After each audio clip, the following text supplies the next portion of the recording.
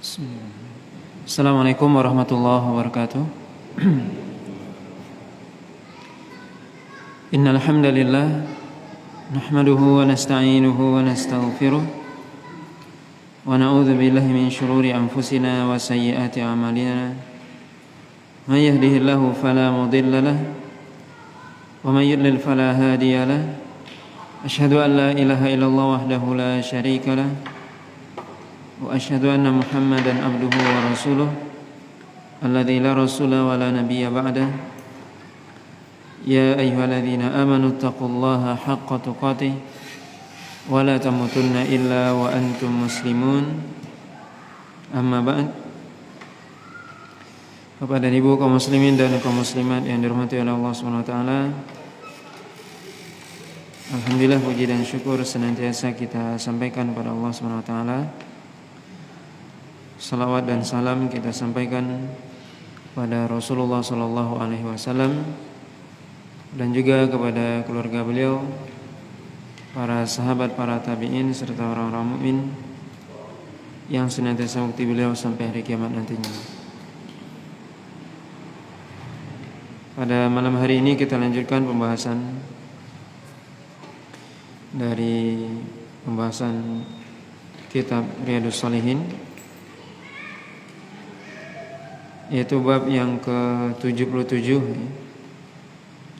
itu bab al-ghadab idzan tuntahak hurumatu asy-syar' wal intisar li dinillahi ta'ala. Itu bab yang menjelaskan tentang marah ketika kehormatan ataupun hal-hal yang diharamkan oleh syariat itu dilanggar, dan marah untuk menolong agama Allah SWT. Pada pertemuan yang lalu kita sudah menjelaskan beberapa ayat yang dibawakan oleh Imam An-Nawawi rahimahullah ta'ala, yaitu dalam surah Al-Hajj ayat yang ke-30,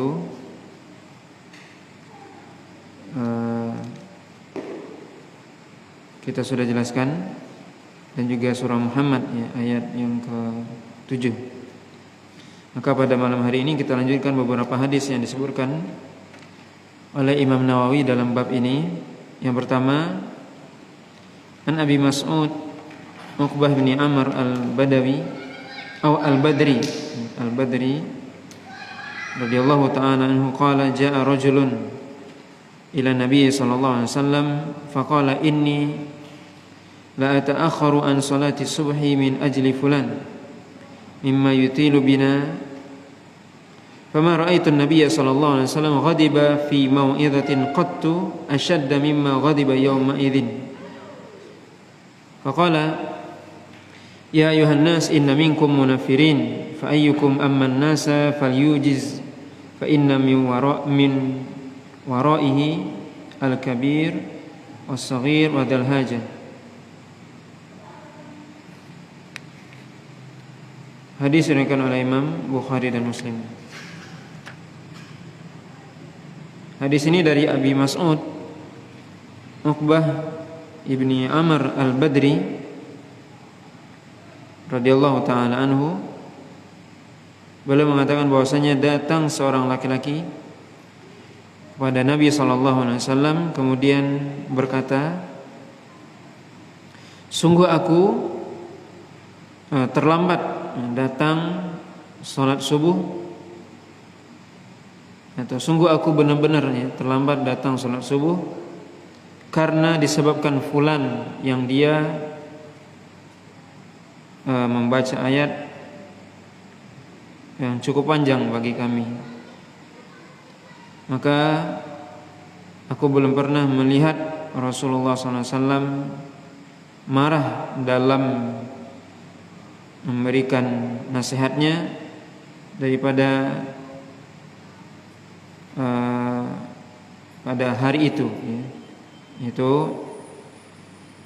Uqbah mengatakan, aku belum pernah melihat Nabi SAW itu marah dalam menyampaikan nasihatnya, ya lebih marah daripada hari itu. Kemudian Nabi SAW mengatakan, wahai manusia, sungguhnya di antara kalian ada orang-orang yang mereka membuat orang lain lari, maka siapa saja di antara Anda yang menjadi imam bagi manusia, maka hendaknya dia meringkaskan. Sungguhnya ada di belakangnya itu ada orang yang sudah tua atau anak kecil atau orang yang memiliki kebutuhan. Hadis diriwayatkan oleh Imam Bukhari dan Muslim. Bapak dan Ibu kaum muslimin dan kaum muslimat yang dirahmati oleh Allah Subhanahu wa taala, maka dalam hadis ini kita bisa ambil pelajaran yang pertama, yaitu dianjurkannya seorang yang marah ketika syariat ini dilanggar. Kita bisa lihat di sini Rasulullah SAW ketika datang seorang mengadukan kepada beliau bahwasanya ada seorang imam yang menjadi imam, kemudian dia memanjangkan bacaannya yang keluar dari kebiasaan, maka kemudian Nabi marah. Sehingga gara-gara imam itu membaca panjang, kemudian orang di belakangnya enggak mau datang atau minimal dia telat datangnya. Dia telat datang supaya tidak lama berdirinya. Maka di sini Nabi SAW disebutkan oleh Uqbah itu marah. Kenapa Nabi marah? Ya, karena ini ya melanggar syariat. Nabi mengatakan hendaknya kalau Anda menjadi imam hendaknya tidak panjang. Ya. Faedah yang kedua dari hadis ini adalah bahwasanya Nabi SAW ya sangat memperhatikan keadaan para sahabatnya.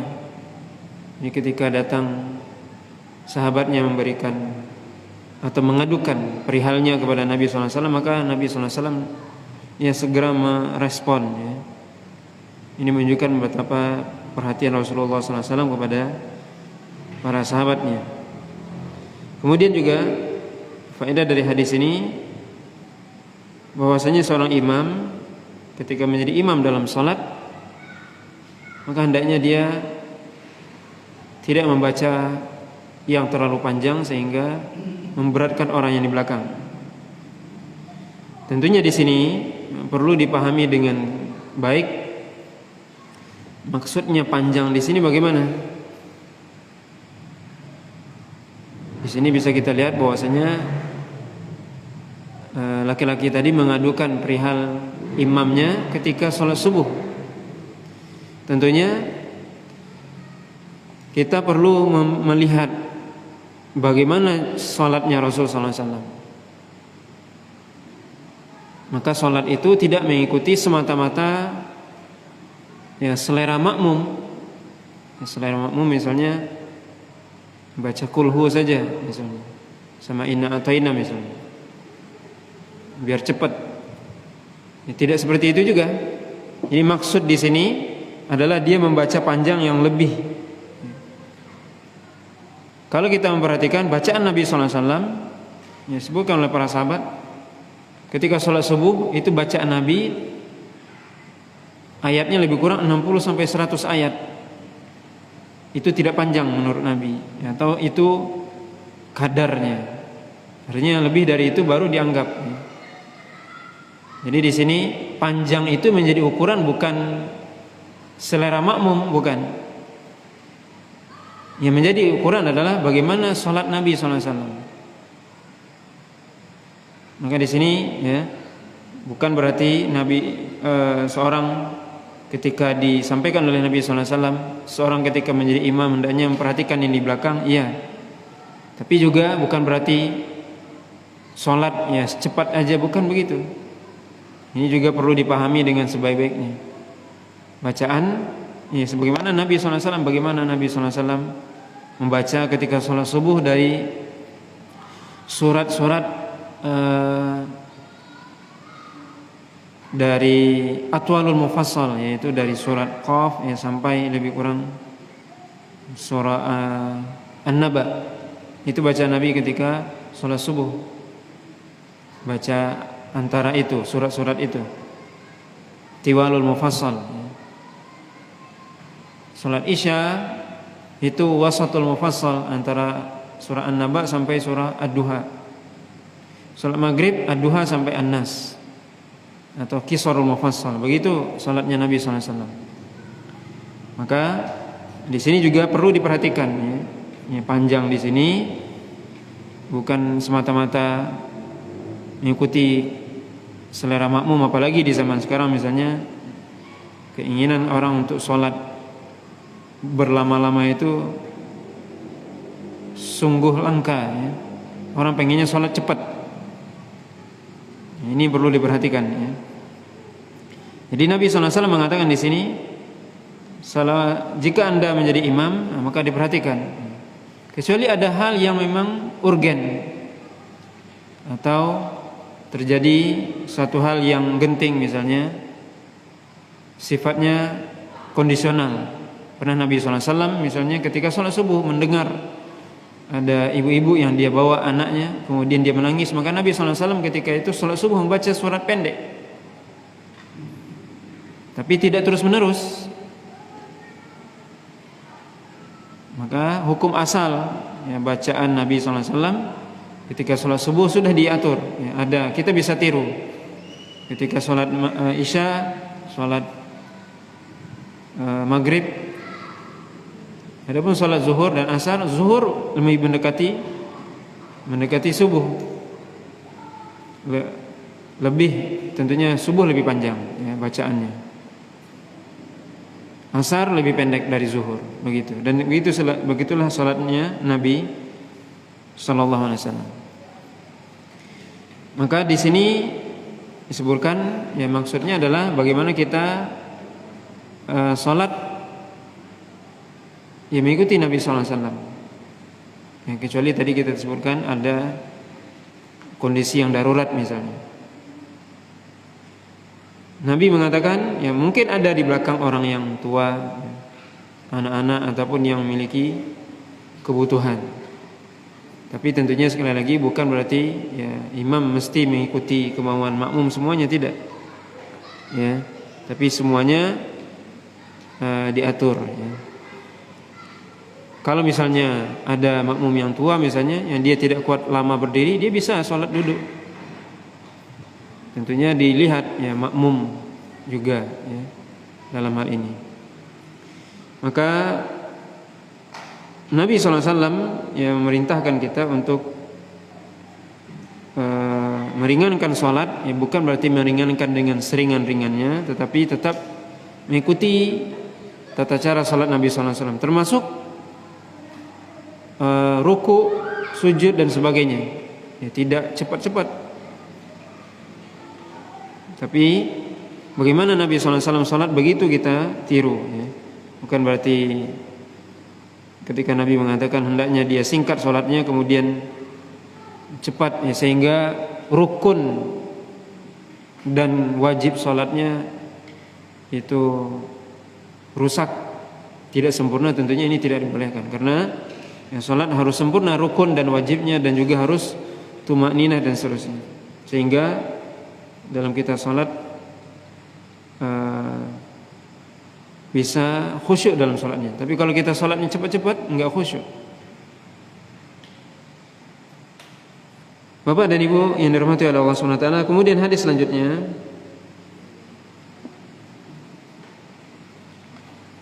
hadis yang ke-650, ya, dari kitab Riyadhus Shalihin.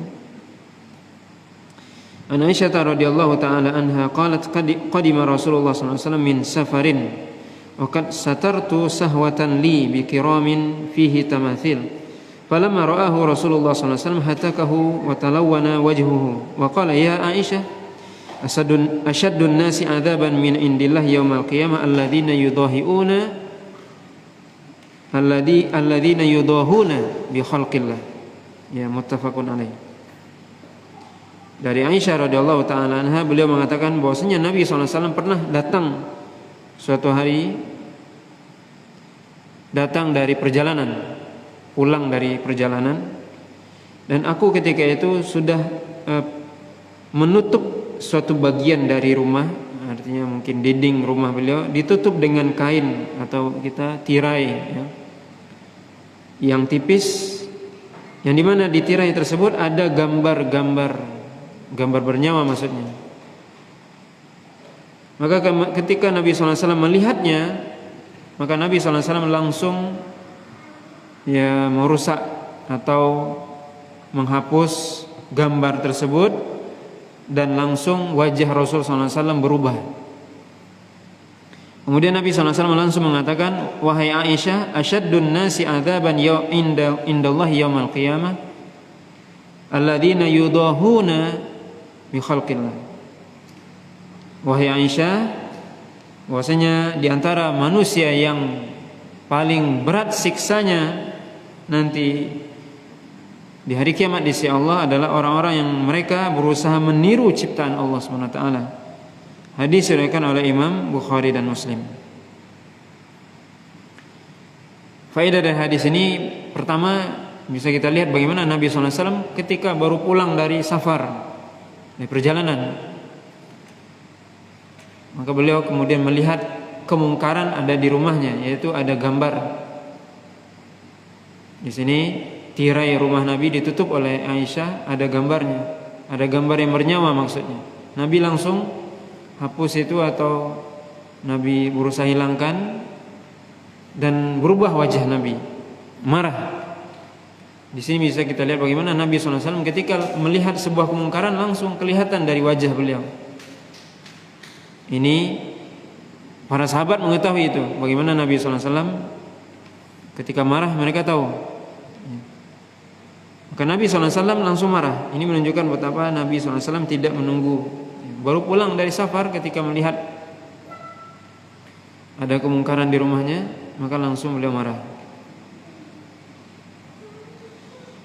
Yang kedua, faedah dari hadis ini adalah wajibnya seorang suami atau seorang pemimpin untuk mengingkari kemungkaran sesuai dengan kemampuannya tentunya. Seorang suami melihat istrinya atau anaknya melakukan kemungkaran, maka harus diingkari, tidak boleh diam saja. Karena ini kemungkaran dan kita akan diminta pertanggungjawaban nanti. Maka ini kewajiban seorang bapak, seorang suami, seorang pemimpin, ya pemimpin rumah tangga, kita semua pemimpin. Apa yang terjadi di rumah, kalau itu sebuah kemungkaran, maka harus dicegah atau harus dihilangkan, karena ini adalah kewajiban kita. Kemudian hadis ini juga memberikan faedah bahwasanya diharamkannya atau dilarangnya memajang gambar yang sifatnya makhluk hidup seperti gambar manusia ataupun hewan. Maka dilarang ya, menggambar itu dilarang, dan memajang gambarnya ataupun ya gambar itu baik itu gambar manusia atau hewan itu dilarang.